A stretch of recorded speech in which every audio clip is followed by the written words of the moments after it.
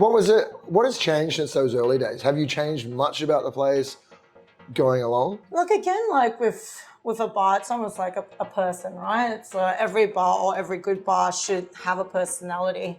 And if you're not an asshole or you're not a dick, like hopefully every year you're trying to sort of improve yourself and be a better person. That's what I'm Some doing of wrong. us, yeah. Some of us just stay like the same throughout the years. But I feel like the best bars that you go to, it's always about that people behind the bar and the person that owns it or whatever. It's their vision. And that's the one thing that makes your bar different from everyone else's. Yeah. So you really have to stick to what you believe in and what you kind of set out to do. Yeah. However, it's also that fine line of also listening to your consumers and your customers, like the people that are actually there to spend money, you know what I mean? Tell me, how did Door Knock come about? What was the idea behind it? Because there was something here beforehand. Yes, yeah, it was the Nordic restaurant called North Door. Yeah. So it was pretty much a fine dining Nordic restaurant, obviously in a basement. It was really, really nice and clean, really quite a beautiful restaurant actually, but obviously it didn't sort of work as a restaurant. And I really, really liked the space and I was looking for a speakeasy sort of space at that time. And at that time I was working for Diageo. And again, I really just wanted to get back into bars and wet my feet again in the bar ownership sort of world.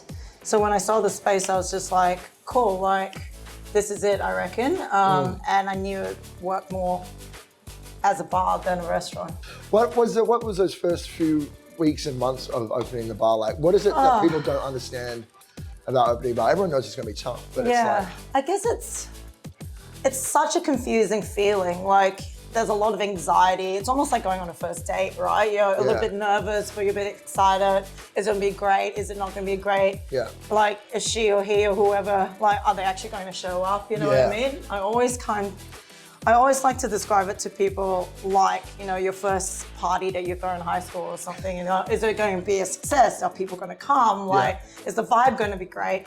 Or it's also like training for your first marathon or like the first game of the season, you know what I mean? Like, you've put so much time, so much hard work into it. Like, you basically have spent the last years of your life working up to this one opening of a venue. So all the adrenaline comes into play as well. But yeah, it's just a mix of those two big feelings. And then once it's open, there's like, you know, your first sigh of relief and then it starts again. Like, so. Yeah, do you get any time to sort of go, oh, look what we did? Yeah, as you know, I also got married recently this year, but it is one of those things, like, you know, everything leads up to that one moment. And I guess like you need to take that breather in between to go, oh yes, we finally did it, you know what I mean? And to give yourself a pat on the back that everything has worked out and also not to be too hard on yourself, like, in the early days, you know what I mean? You have to go like, yes, it's actually a big step to even open your bloody doors because, you know, if you look at it statistically, some people don't even get to that stage. That's it, right? So, yeah. For bartenders looking to open a place, what are some sort of ballpark figures of the cash that's going to be required? Again, depends on... It's going to depend on a lot of stuff. I mean, obviously, bartenders are great with saving money. But let's say like a small place. Again, like, depending on your location, where you are, like your rent and everything will obviously dictate a lot of where it starts. So your overheads will obviously dictate how much that you need to actually spend, right? Square footage, what your concept actually is. So I reckon ballpark figure is anything from 400K to in the millions, depending on what you want to do. So, and it's always good to have contingency money. What do you think it is about Door Knock that makes it special and that has given it this longevity?